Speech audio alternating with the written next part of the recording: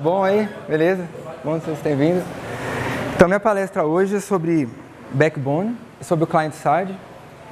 Bom, a gente vai trocar umas ideias aí. E essa palestra é sobre JavaScript, sobre coisas dentro do navegador, tanto porque eu vou falar sobre isso, eu resolvi fazer a palestra no navegador. Então, isso é também dentro dessa ideia. Esse é um framework chamado Review.js. Você faz palestras no navegador, ele tem um monte de recursos que eu vou mostrando, assim, você vê uma visão macro e tal.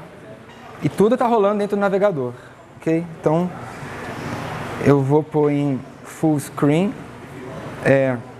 presentation mode, para vocês verem. Então tá, o título da palestra é Turbinando o Client-Side com Backbone, JS, e a gente, pode sentar aí. Esse é um artigo que eu escrevi para a Java Magazine, que vai ser publicado no mês que vem, tem até o mesmo título, o mesmo conteúdo. E a gente vai abordar hoje, bem rapidinho, o que eu estou falando nesse artigo, beleza? Então vamos lá. Um pouquinho sobre mim, rapidão. Ó, esse não dá para ver aqui, infelizmente, porque tá meio cortado embaixo, mas esse Review JS, ele mostra até o andamento da palestra. Infelizmente cortou aí. Então, meu nome é Thiago Romero Garcia, eu sou gerente técnico na VenoCode, líder técnico de front-end desenvolvedor. Esse aqui, Twitter, site, GitHub. Esse código está no meu GitHub também, quem quiser dar uma olhada, é só baixar lá para ver como que usa. É tudo JavaScript. É um pouquinho, eu trabalho na VenoCode, que é uma empresa aqui de Belo Horizonte, de São Francisco, aqui tem 3 anos. A gente mexe com metodologias ágeis, nearshoring, a gente fala inglês. Tem algumas pessoas aqui que trabalham lá, Daniel, Diego, Lucas e algumas pessoas que já trabalharam também. Então estou só cobrindo aqui rapidinho, né? Quem tiver interesse em saber, a gente tem várias vagas em aberto, é só entrar lá no site e dar uma olhadinha. A Sabrina também publica no Twitter nosso também. Ok? Então, vocês viram que eu gosto de Star Wars. O tema da palestra é Star Wars, eu vejo muita palestra muito séria, muito né, parada, então eu quis fazer uma coisa mais animada um pouquinho, palestra depois do almoço, ok? Então, e tudo isso é feito usando JavaScript, ok? Então, tem uma música, só que não saiu. Está no computador.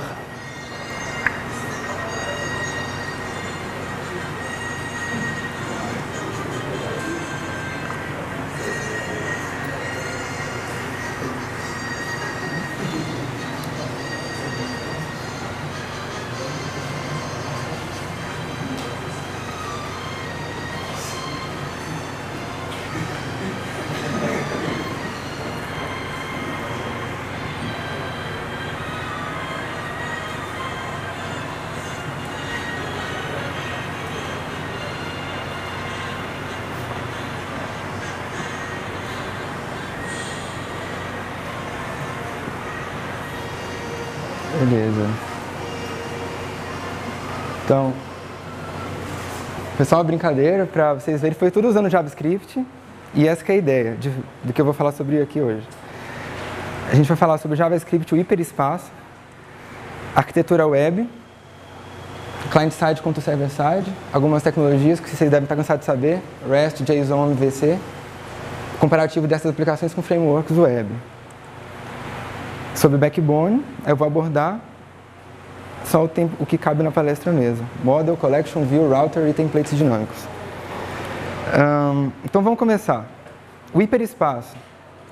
O que quer dizer isso? Como assim? Tipo, o que quer dizer? O hiperespaço é uma dimensão acima. Então, é um conceito matemático, quem estudou geometria analítica. Você está num plano, você tem, por exemplo, nós enxergamos num papel 2 dimensões, tem uma terceira dimensão, que não se enxerga no plano, mas ela está no espaço, entendeu? Quando você tem 3 dimensões, você presume uma 4ª dimensão que pode ser o tempo, ou então uma outra coisa que a gente não enxerga. Então, começando nesse princípio, né, aqui eles fazem uma viagem no hiperespaço, que é um tema muito recorrente em vários filmes de ficção científica também, Star Trek, o Guia do Mochileiro das Galáxias também tem. E o que tem a ver o hiperespaço com JavaScript? A gente só enxerga até a dimensão máxima que a gente está. E da mesma maneira, um navegador tem as suas dimensões. Então, imagina que você vai fazer uma aplicação e a gente sempre tem esse conceito da aplicação estar no servidor, estar no cliente, estar em várias coisas. Agora, nós estamos considerando um navegador, uma aplicação inteira dentro do navegador. O que o navegador enxerga? Renderização gráfica, HTML e CSS. Então, você pode fazer um site só nessa dimensão inteira, estático em HTML e CSS, só. A gente pode adicionar uma segunda dimensão, que são os elementos, que é a DOM. Então, você pode começar a manipular elementos dentro do navegador. Para você adiciona uma outra dimensão fazendo isso. Não é só mais uma coisa estática, está manipulando objetos. A terceira dimensão é comportamento. Você pode adicionar comportamento relacionado à interatividade do usuário usando JavaScript. Então, essas são 3 dimensões presentes aí no JavaScript, em aplicações no client-side. A quarta dimensão é o hiperespaço, o que eu estou querendo falar. Existe uma quarta dimensão? Como que ela seria? Tem uma outra coisa que controlaria esses 3 de uma maneira que esses 3 não enxergam? Em outras palavras, a gente desenvolve a aplicação hoje, enxergando essas 3 dimensões. Existe uma outra dimensão que está ajudando a reger isso? Como seria? Então, eu vou mostrar um pouco de base para responder isso. Arquitetura web. Parte da aplicação, vamos pensar em 2, front-end e back-end. Front-end é a parte que interage com o usuário, e back-end é a parte que tem lógica de negócio, acesso a dados e serviços. Ela não interage com o usuário, ok? Tem outro par de conceitos que não é a mesma coisa. São os lados da aplicação, client-side e server-side. O client-side roda no navegador do usuário ou dispositivo, e o client-side roda no servidor. E eles não são a mesma coisa. Se você parar para pensar, eu vou explicar no próximo slide, mas a visão de front-end e back-end, ela quer saber o usuário e o que está visível para o usuário e o que não está visível para o usuário.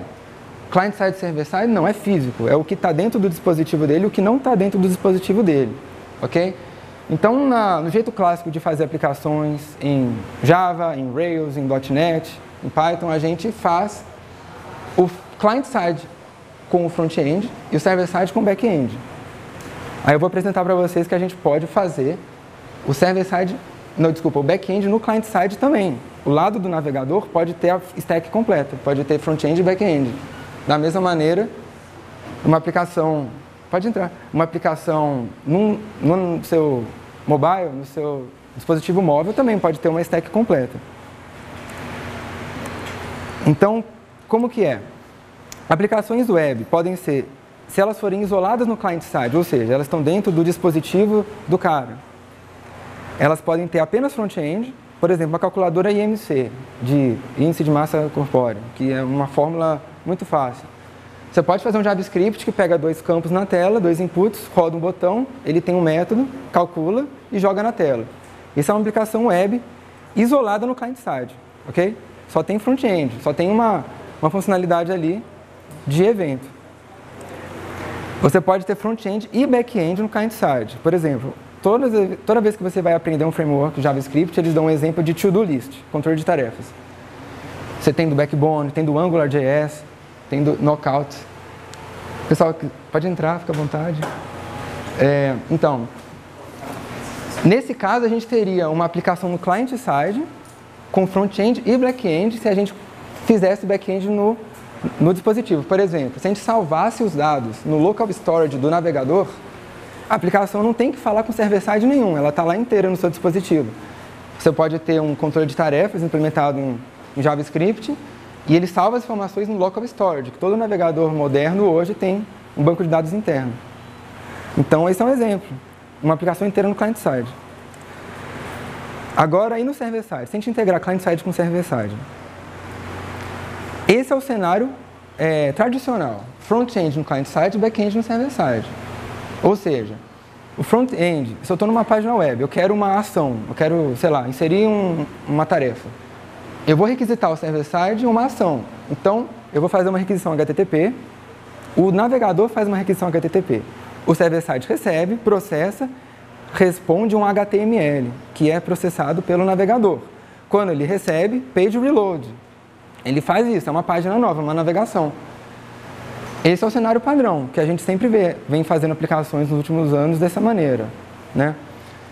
Por exemplo, controle de tarefas em frameworks web, Struts, JCF, Rails, ASP.NET MVC, ok? Agora, o que eu vou mostrar para vocês hoje? Front-end e back-end no client-side e um outro back-end no server-side. Ou seja, um pedaço do back-end vai ficar do lado do navegador, ele vai controlar essa conversa HTTP, só que essa resposta, ela não vai retornar para o navegador, ela vai retornar para o back-end. Então ele vai receber dados, ele não vai receber resposta, ele vai receber um JSON, um XML, e ele vai renderizar um template com a resposta. Então, dessa maneira, a gente tem esse cenário, front-end e back-end no client-side e um outro back-end no server-side. Então, a gente está quebrando o server-side, numa parte mais de lógica mesmo, que fica no servidor, e uma parte de renderizar template e tratar outros assuntos dentro do client-side. Esses frameworks que eu vou apresentar para vocês hoje trabalham dessa maneira, beleza? REST. Muita gente aqui já sabe, tenho certeza, então vou passar bem rapidinho sobre isso.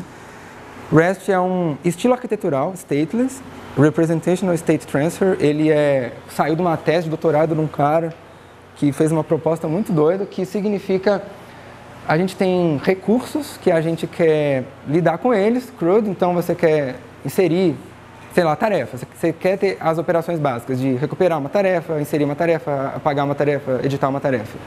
E os métodos HTTP têm já uma finalidade para isso. Você tem o método, chamados HTTP, você pode falar, tem o método GET, o PUT, eu vou mostrar aqui. Os métodos HTTP, eles funcionam como os verbos das ações. As URIs, que são os links, são substantivos recursos. E o código de status HTTP são as respostas. Então, uma chamada que seria, vou no banco salvar um dado e volto, isso seria um método que você faria lá no seu server-side, a gente pode fazer isso em REST. Seria um servidor que está disponível, métodos HTTP, são web services, implementados no estilo arquitetural REST, que você requisita via HTTP, eles respondem via HTTP. Nessa requisição, você passa o método como verbo, então eu vou mostrar no próximo slide quais são eles. Você fala o recurso que você quer, então, sei lá, tasks. Se você mandar um get para tasks, você recupera uma tarefa. Se você mandar um post para tasks, você cria uma tarefa. Se você mandar um delete, você apaga. E toda chamada HTTP tem uma resposta. Se retornar 200, é porque deu certo. 404, not found, ou seja, fui tentar apagar uma tarefa, passei o ID não existe, ele retorna 404. 500, erro do servidor. Então, essas são convenções que já são usadas nos navegadores tem muitos anos. Então, esse cara só resolveu usar essas ideias para implementar back-ends. Então, essas ações que a gente vai falar hoje. O post cria um recurso. Então, se eu fizer uma chamada post em /users, o user seria esse recurso, ele cria um usuário, passando os dados no corpo da requisição. Get, ele lê um recurso. Então, você criou um usuário que o ID dele é 1, você get, no /users/1, ele recupera o usuário que tem o ID 1. Se retornar alguma coisa, um 200, vai retornar dentro dessa chamada um JSON ou um XML com os dados desse recurso. Se retornar 404, porque não achou. Put é para alterar. É um recurso que já existe, você passa um ID também. Dentro do corpo da requisição, você passa os dados que você quer, ele altera. E tem o delete, que remove o recurso. É a mesma ideia. Tem outras convenções, por exemplo, tem o patch. Tem uma convenção que diz que o put, ele altera um recurso por inteiro. E se você quisesse alterar só um dado pequeno dentro dele, você faria HTTP patch. Então, são convenções que a gente vai fazendo. Hoje eu vou simplificar usar o put mesmo. Mas esses frameworks que eu vou falar, eles também suportam outros métodos sem ser esses. JSON é um formato de representação de dados baseado em JavaScript. E de transmissão de dados também. Ele tem um tamanho reduzido, ele tem um formato simplificado, ele é fácil de interpretar. Então, ele surgiu como uma alternativa ao XML, porque o XML usado pelos web services, AWS, HTTP, eram muito longos, eles tinham muitos atributos, muita coisa. Então, ficava uma mensagem, uma string, começa por aí. Não é um binário, é uma string. Então, você tem que representar caracteres em string, que já torna a mensagem maior. O HTTP, ele funciona em string. O HTTP, não, eu digo, o HTTP ele pode fazer outras coisas, mas essa maneira de usar o HTTP que os web services usam, usa string. Então, tudo está codificado no UTF-8. Sei lá, você tem um tio um A com tio, ele também não cabe no TF-8. Então você tem que gastar mais bytes para representar ele, ou então você tem que combinar o seu server-side para ler o TF-16. E às vezes na compatível você está lendo um cara que é dos Estados Unidos, que só tem o TF-8, e tem vários problemas.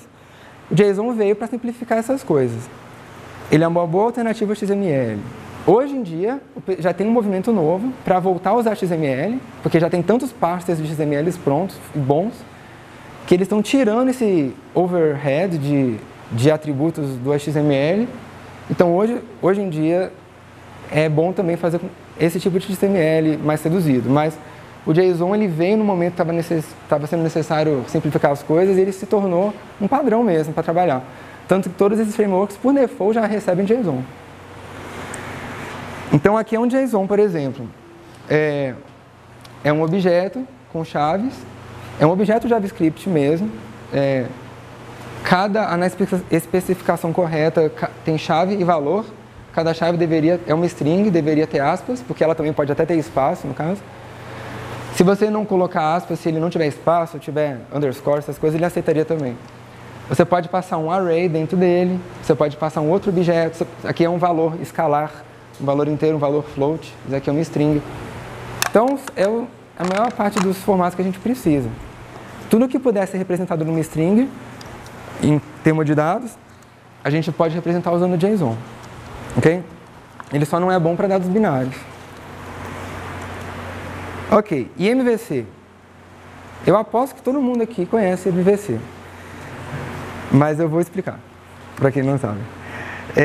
MVC é um padrão de projeto arquitetural, Model View Controller.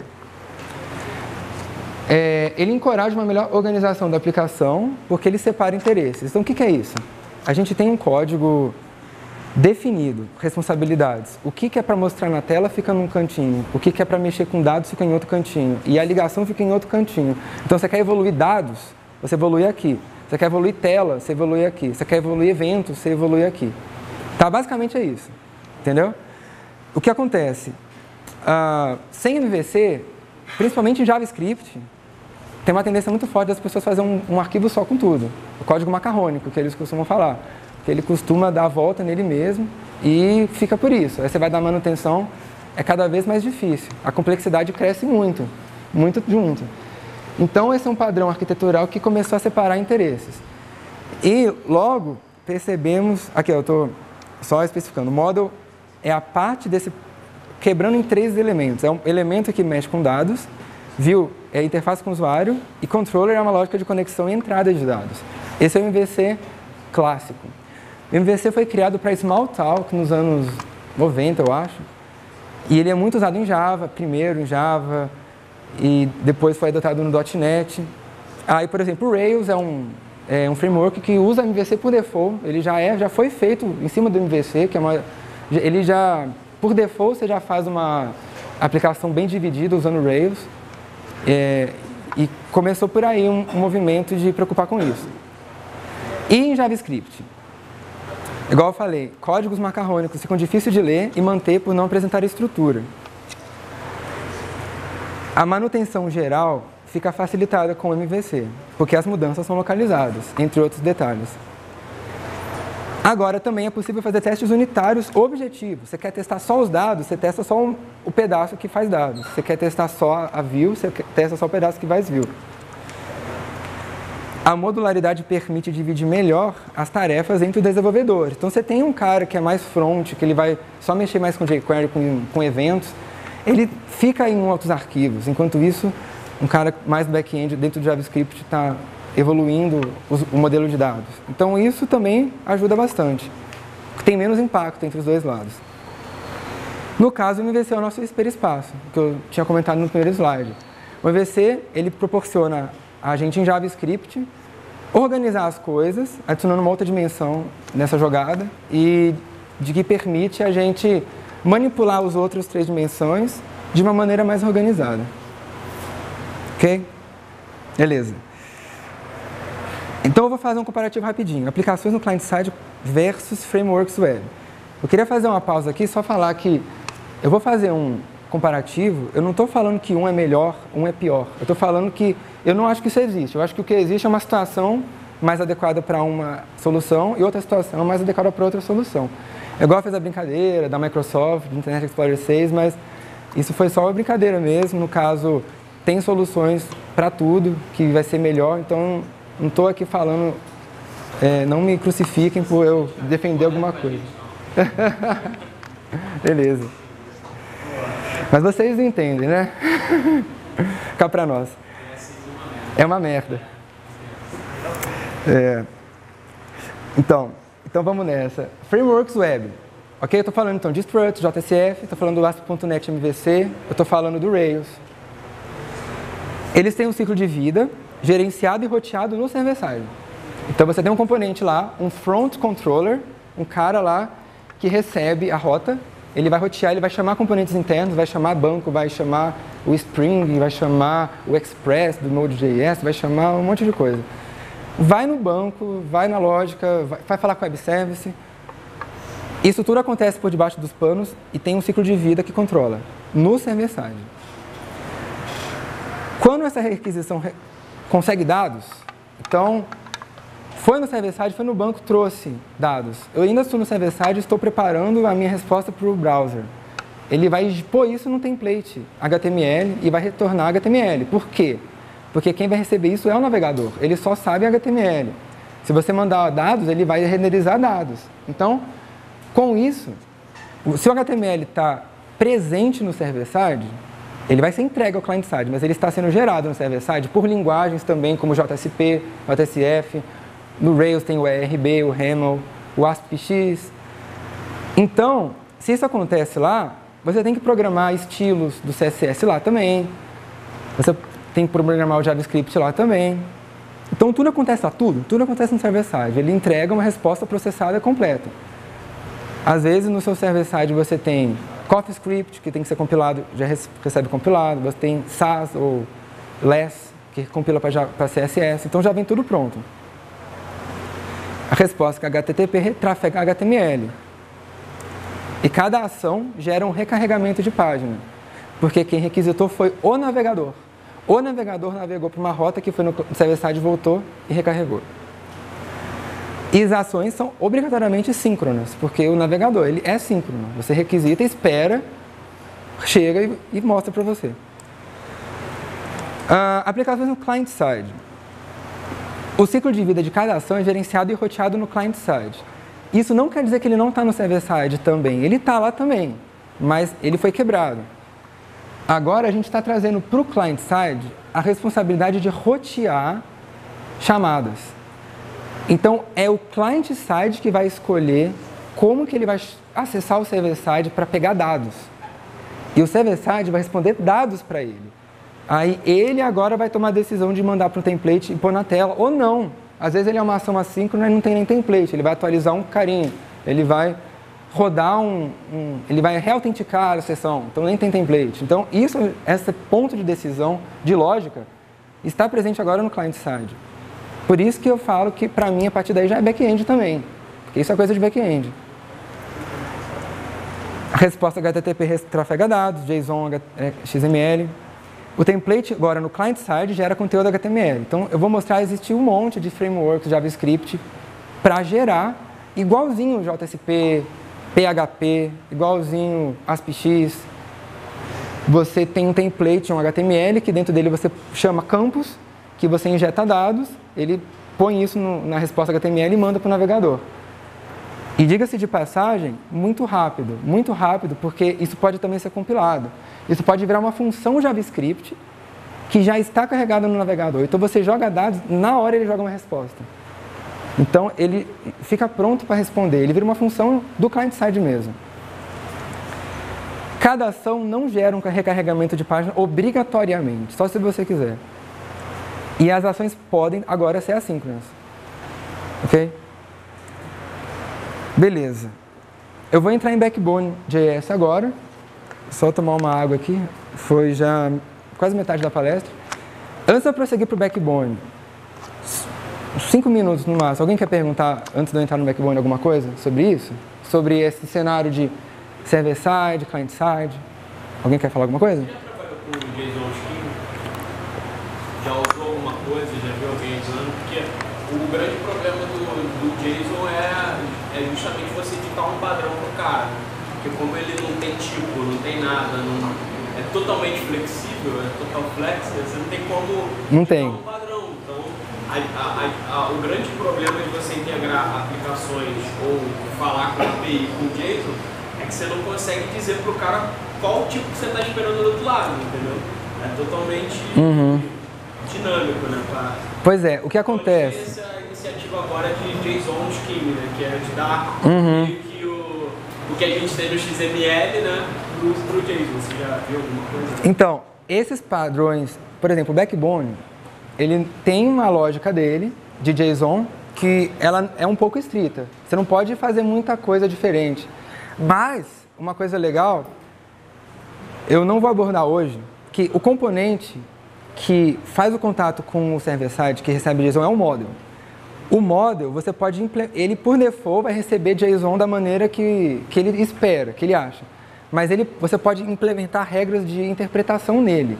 Então você pode implementar facilmente, sei lá, tem um server-side muito louco, que responde muito diferente, sem padrão. Estou falando assim, no cenário caótico. Você tem um monte de coisa sem padrão, você pode programar nele a recepção desses dados. Ou seja, ele recebe de um jeito, mas ele tem que interpretar de outro.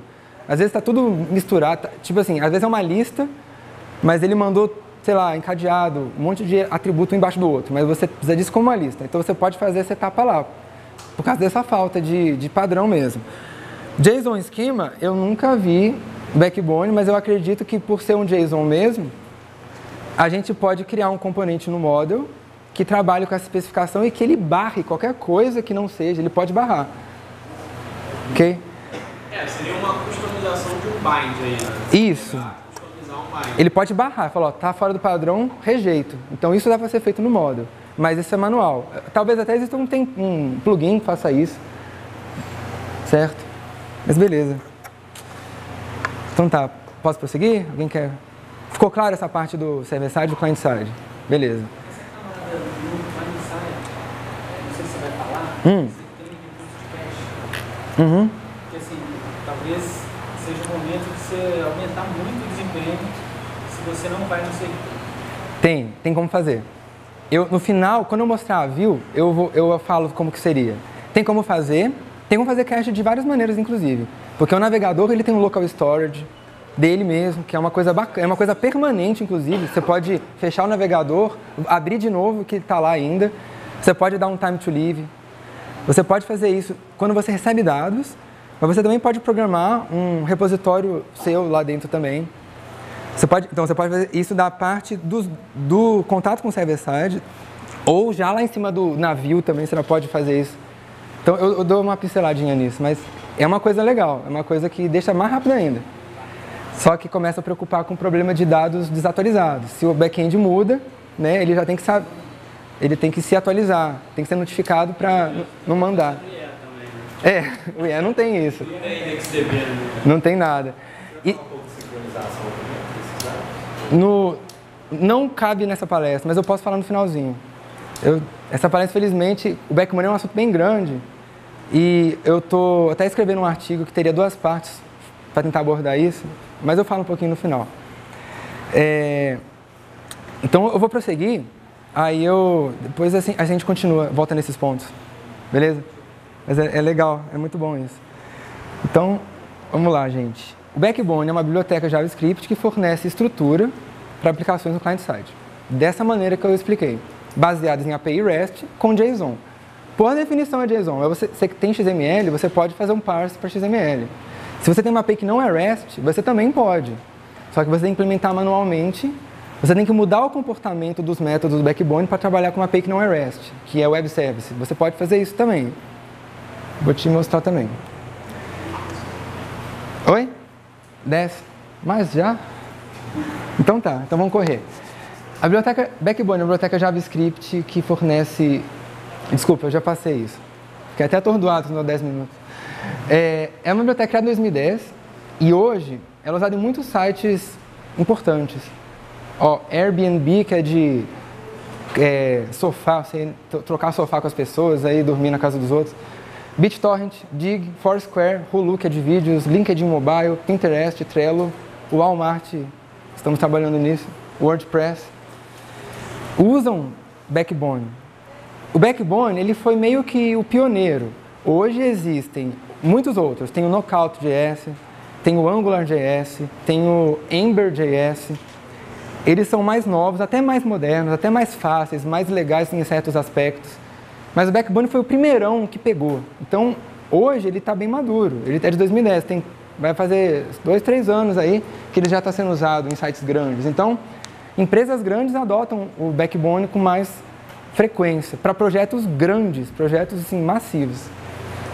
Mas não quero dizer que ele é melhor ou pior que os outros, mas ele está mais adotado já, ele está mais maduro do que os outros. Ele depende do underscore. jQuery, na verdade, assim, ele depende para as views de algo como jQuery. O Zepto também funcionaria. Ou você pode reprogramar as views para usar qualquer outra coisa, usar Vanilla.js, fazer na mão.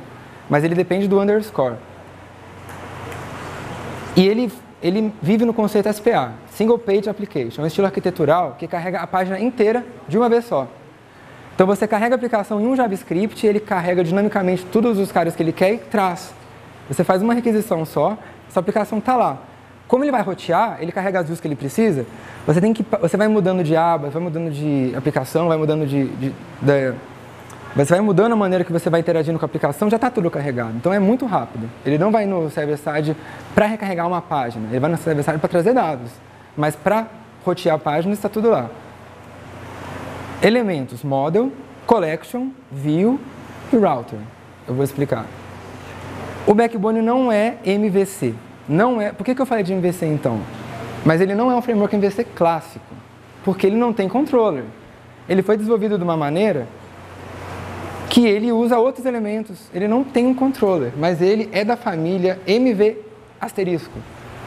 Porque o AngularJS usa MVC, o Knockout ele usa um outro chamado MVVM, é um outro padrão. Tem MVP, que se eu não me engano o Ember usa MVP. E isso não quer dizer que um é melhor, que um é pior, todos eles têm a mesma ideologia, eles só mudam a abordagem. Um cara tem um cara especial para evento, um outro tem um cara especial para roteamento, no caso desse aqui tem um router. Mas o conjunto de ideias aplicadas é o mesmo, ok? Então vamos começar no model. O model armazena e manipula dados e comunica com a API REST, ou com o Web Services, com outras coisas. Ele implementaria a sincronização. Você pode mudar completamente o funcionamento desse cara. Ele suporta parsing, conversão de dados, você recebe de uma maneira, você precisa expor de outra, validação de dados, processamento de lógica de negócio. Ele pode fazer isso tudo. Você tem métodos ali para manipular dados. Você pode fazer tudo no model. Então, esse aqui é um exemplo. Card model é uma variável. Você chama essa construção backbone.model.extend, ele vai criar um model a partir de um objeto de opções que tem o URL root, /API /cards. Então, o que é isso? Essa é a minha raiz de contato REST. Se eu fizer /API /cards, se eu der um get no /API /cards /1, ele vai retornar um cartão, um card. Então, ele está programado para REST. Aqui, o URL root. Os métodos que ele suporta mais, mas para a gente pincelar hoje. Fetch, você chama a fetch nele, ele vai fazer um get usando aquela URL. Save, se essa entidade que você tem ID, ele vai entender que ela já existe e estou alterando, então ele vai fazer um put. Se não tem ID, ele vai entender que estou criando um modelo, então ele vai fazer um post. Destroy, ele vai fazer um delete. Então você tem que, para o save, para o destroy, você tem que passar o ID. Você vai chamar, é um método do model, é um objeto. Um objeto que tem que estar construído com um ID. Opa, peraí que tem mais. Parâmetros. Você passa attributes, que contém os dados a serem salvos. Options, que são configurações, você pode passar a URL. Às vezes só a URL do save é diferente, você pode sobrescrever o URL root. Success e error, você pode passar callbacks. Então, depois que salvou, o que eu faço? 5. Obrigado. O que acontece? Salvou, então tá, agora mostra um template falando que salvou uma mensagem de sucesso. Erro? Não, mostra uma mensagem de erro. Esse comportamento já está tudo no client-side. Então, é muito mais rápido. Esse aqui é um exemplo de model. Ó, eu vou ter que correr um pouquinho e todo o meu código está no GitHub. No meu GitHub vocês podem abrir essa palestra, eu vou publicar também. Eu tenho um aplicativo no GitHub que eu criei, chama Tasker, é uma aplicação completa do Backbone que eu fiz para a Java Magazine, usando o framework Play do Java como back-end. Ele é REST, ele é muito parecido com Rails, ele tem todas essas API. Vocês podem estudar, eu vou passar os contatos depois. Isso aqui é um exemplo de model. Daqui para frente eu não vou mais ficar muito tempo no código, só para a gente abordar os outros elementos. Tem outros métodos, get, retorna um dado do modelo, set, é igual um modelo em qualquer linguagem de programação back-end. Converte para JSON. Collection. Collection é um segundo elemento do backbone, que é uma lista ordenada de modules. Então, é comum, se você dá um get no card, ele vai retornar uma lista, um array de JSON, que é uma lista de vários objetos. Então, ele vai popular todos esses como vários modules dentro de um collection. Então, você fala qual que é o objeto de cada um elemento e ele faz isso. No caso, ele implementa métodos de arrays do underscore, que são muito legais. E você tem que passar um model para ele, qual o model que está dentro dessa collection. A collection, ela tem o método fetch, que retorna esse array, igual eu falei. Isso aqui é um exemplo de código, depois vocês veem.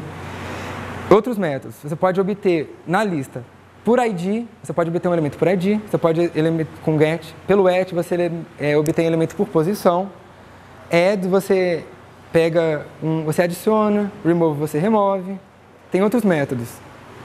JSON, where, você faz uma busca, tipo um select, where, muito louco, assim, igual do SQL mesmo, muito da hora. Plug, você retorna um atributo de cada elemento e vai por aí. View. View é um cara que consome models e collections, pega esses dados prontos e manda para um template. Basicamente é isso, ele renderiza um template HTML, que é gerado dinamicamente. Você pode implementar um mapa de eventos, que você passa um seletor CSS, uma função para manipular cada evento. 3 minutos. Agora, o render é o método principal da view. Você chama ele, você fala view.render. Ela vai fazer 3 coisas. Ela já tem um model que ela recebeu. Ela vai obter um template HTML, ela vai renderizar ele, ou seja, ela vai transformar dados em HTML e ela vai injetar esse HTML na página, no DOM. Então tem um elemento chamado EL, que toda view tem, que é a sua representação na página. Então ele faz a ponte, ele é o cara que faz a ponte com o browser. Tem outros elementos, EL, ID, você pode passar a classe, a tag que quer que cria. Esse é um exemplo, infelizmente eu não posso ficar muito tempo. Card Model. Router. Router é um cara muito legal do Backbone. Ele roteia, ele fica observando a sua navegação da URL e dependendo da navegação que você vai fazer, ele não manda para o server-side, ele captura e manda para ele mesmo, para ele no server-side voltar e te responder isso. Então, ele fica lá capturando a sua navegação e ele não deixa você ir para o server-side. Você passa para ele um objeto routes, que eu vou mostrar aqui. Routes, você passa para ele, se for barra, você chama esse método. Se você chama card barra, id, você chama o método viewCard, passa num ID que foi passado na URL. Igualzinho no Rails. Ele é baseado no Rails, inclusive. Path, viewAll, isso aqui é para qualquer coisa. Então, são maneiras da gente fazer o roteamento no client-side. Tem que chamar a função backbone history start para ele observar. Push state, o HTML5 ele tem um cara que ele observa a URL pura. Sem o push state, você tem que usar esse hash, fazer o roteamento com hash no final da URL. Depois da URL tem o hash e depois a sua rota. No HTML5 você tem um push state que ele faz a rota pura mesmo, uma URL qualquer, ele consegue rotear. Acabou. Tá bom. Então eu vou aproveitar um pouco de pergunta que eu já fiz só para complementar e depois a gente vai mais 2 de pergunta. Tá. Beleza? O último cara que eu quero falar hoje, templates dinâmicos. Então a view, igual eu falei para vocês, a view foi no model ou collection, que foi no back-end, falou, voltou, recebeu um JSON, vai renderizar para pôr na página. Como que é esse ato de renderizar? Ele vai usar um template dinâmico. Então existem várias bibliotecas, como o underscore mesmo, o mustache, o handlebars. Meu projeto eu uso handlebars, Dust.js, meu outro projeto eu uso Dust.js, que é do LinkedIn. Que é a mesma ideia do PHP, JSP, só que no client-side. Então você passa dados para ele e ele retorna HTML. Ele é muito melhor do que fazer string concatenado, abrir tag mais os seus dados, que é a maneira convencional. Eu iria falar sobre o Handlebars, que é uma alternativa que eu usei. Eu fiz o artigo usando Handlebars e a aplicação de exemplo Tasker usa Handlebars também. Que tem tags usando 2 vezes o... Isso aqui é do Mustache, usando... Você pode pôr if. Aqui eu estou lendo um atributo title. Aqui eu estou lendo um descriptor. Eu ponho it, que é tipo um for. Tem o else. Então, eu ponho lógica nesse template também. Você pode criar helpers. E a conclusão? Aplicações no client-side buscam reproduzir a experiência do desktop na web. Buscam. Não é possível fazer 100% não. Elas buscam a navegação, a interatividade, essas coisas ficarem mais suaves para o usuário.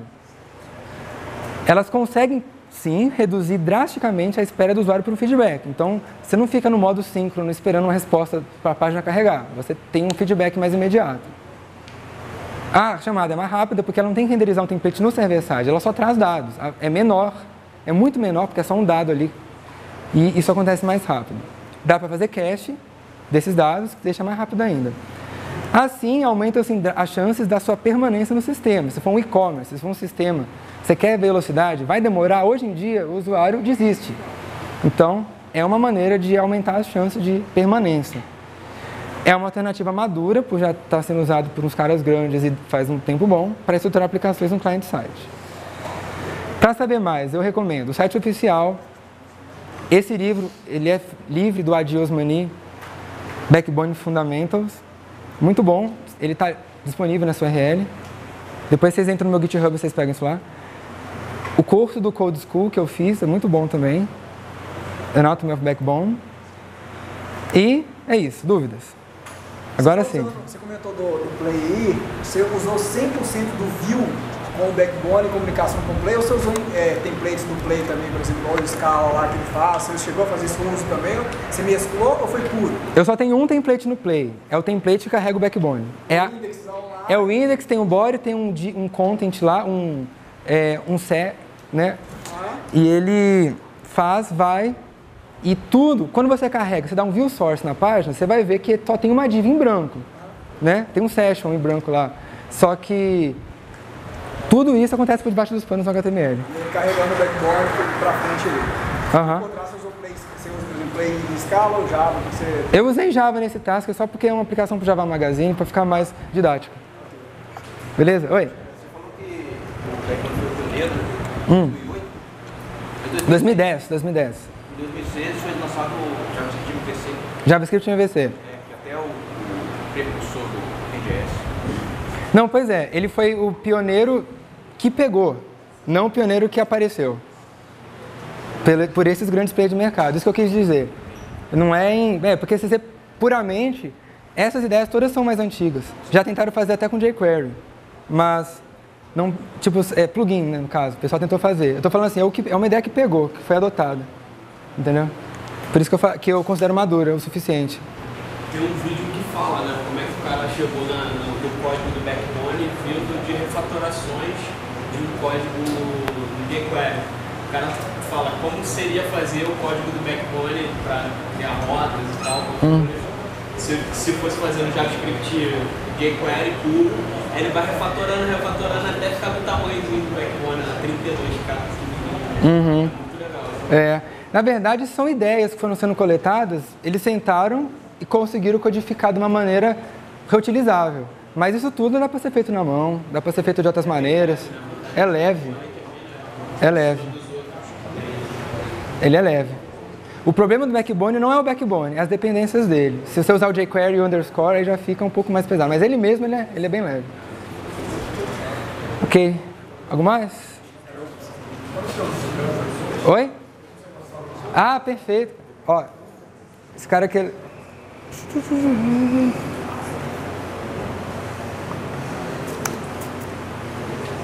quiser anotar.